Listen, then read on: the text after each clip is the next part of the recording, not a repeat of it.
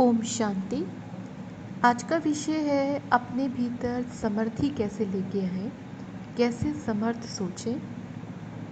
84 या शायद 85 की मुरली है।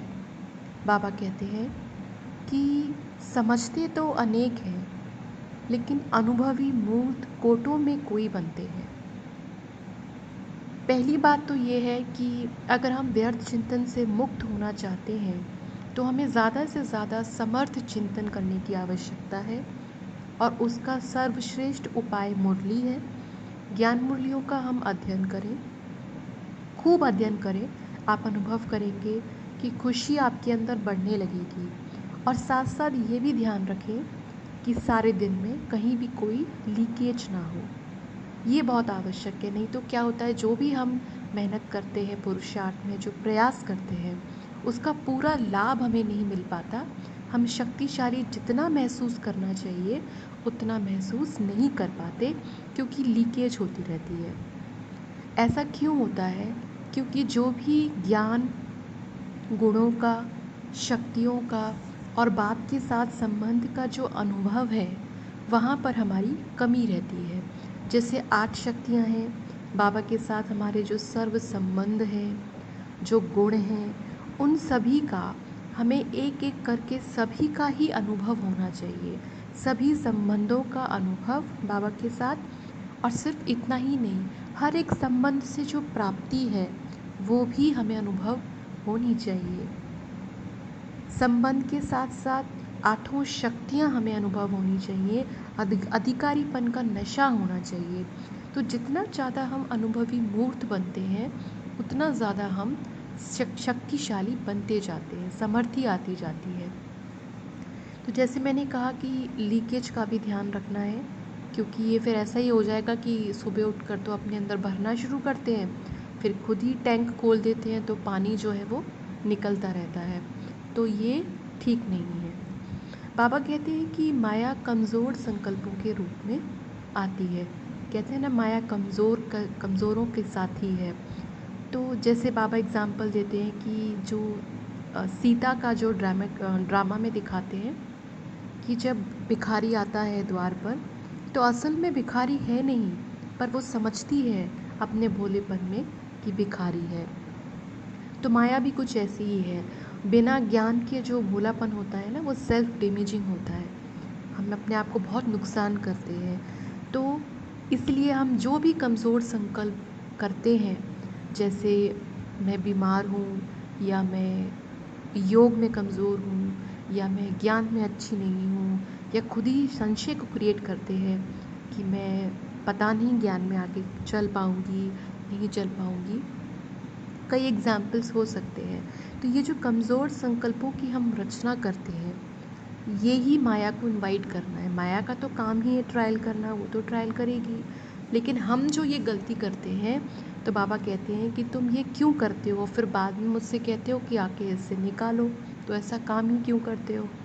तो ये ध्यान रखना है कि मास्टर सर्वशक्तिमान की सीट पर हम हमेशा बैठे रहे, और संकल्प शक्ति का जो यूज़ हमें करना है वो सही करें। आत्मा संकल्प की रचना करती है ना, मास्टर रचता। तो ऐसे संकल्प क्यों रचने हैं? कमज़ोर संकल्पों को रचने की क्या वजह है? कोई वजह नहीं है, तो हम क्यों वह सोचते हैं? सोचना ही है तो अच्छा भी सोच सकते हैं ना, ये तो चॉइस है। लेकिन प्रैक्टिस ज़्यादा नेगेटिव सोचने की कर रखी है।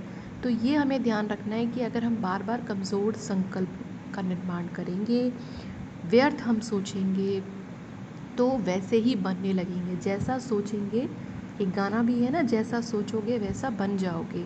तो वही स्वरूप हमारा बनने लगेगा। तो ये एक परहेज़ करनी है कि हमें कमज़ोर संकल्पों का निर्माण नहीं करना है। इतना हमें अटेंशन देने की ज़रूरत है। तो ये हम बात का ध्यान रखें, और ये ध्यान रखें कि ज़्यादा से ज़्यादा हमें जो भी वर्षे में प्राप्त हुआ है वो हमें पूरा लेना है। हम कम क्यों लें? हमारा बाप हमें वर्षा देने आया है, तो हम कम क्यों लें? ये क्यों समझदारी है? हमें पूरा वर्षा लेना है। तो हमें हर सब्जेक्ट के अनुभवी मूर्त बनना है। लौकिक पढ़ाई भी करते हैं, तो क्या कभी कोई सेकंड नंबर के लिए पढ़ाई करता है? उसको नहीं पता होता कि उसको क्या रिज़ल्ट आने वाला है। लेकिन उसको मोटिवेशन कभी भी सेकंड के लिए, थर्ड के लिए, फोर्थ के लिए नहीं आती है। मोटिवेशन हमेशा हर किसी को फर्स्ट नंबर के लिए ही आती है, वही प्रेरणा देती है। तो और फर्स्ट नंबर में कब आ पाते हैं, जब हमारे सारे सब्जेक्ट्स में बहुत ही अच्छे मार्क्स होते हैं, सारे में होते हैं, ऐसे नहीं किसी एक में किसी दो में। तो सारे सब्जेक्ट में जब हम अच्छा करेंगे तो रिपोर्ट कार्ड हमारी अच्छी आएगी। तो वो रिपोर्ट कार्ड अच्छी आने के लिए ज़रूरी है कि हर सब्जेक्ट में हर बात में हम अनुभवी मूर्त बने, तभी हम शक्ति का अनुभव कर पाएंगे। तो छोटी छोटी बातों का टेंशन देना बहुत ज़रूरी है, क्योंकि करते तो सभी मेहनत है और अभिलाषा भी सब बहुत ऊंची से ऊंची रखते हैं, लेकिन फिर भी दिल शिकस्त हो जाते हैं, क्योंकि जहाँ छोटी छोटी बातों का ध्यान रखना चाहिए वहाँ ध्यान नहीं रख पाते, क्योंकि अटेंशन नहीं देते हैं, टेंशन ज़्यादा रखते हैं।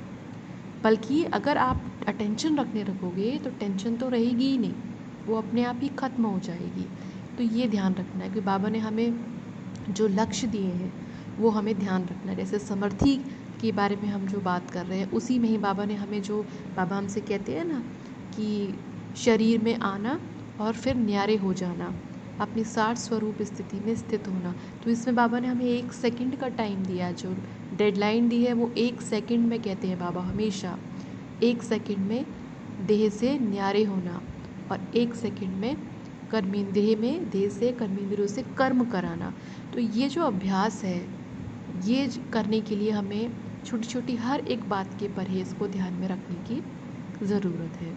तो इस पर विचार सागर मंथन करेंगे और आज पूरे दिन समर्थ सोचेंगे, समर्थी का ख्याल रखेंगे और बहुत कड़ी नज़र रखेंगे, किसी भी प्रकार की लीकेज नहीं हो और व्यर्थ जो चिंतन है वो नहीं करेंगे।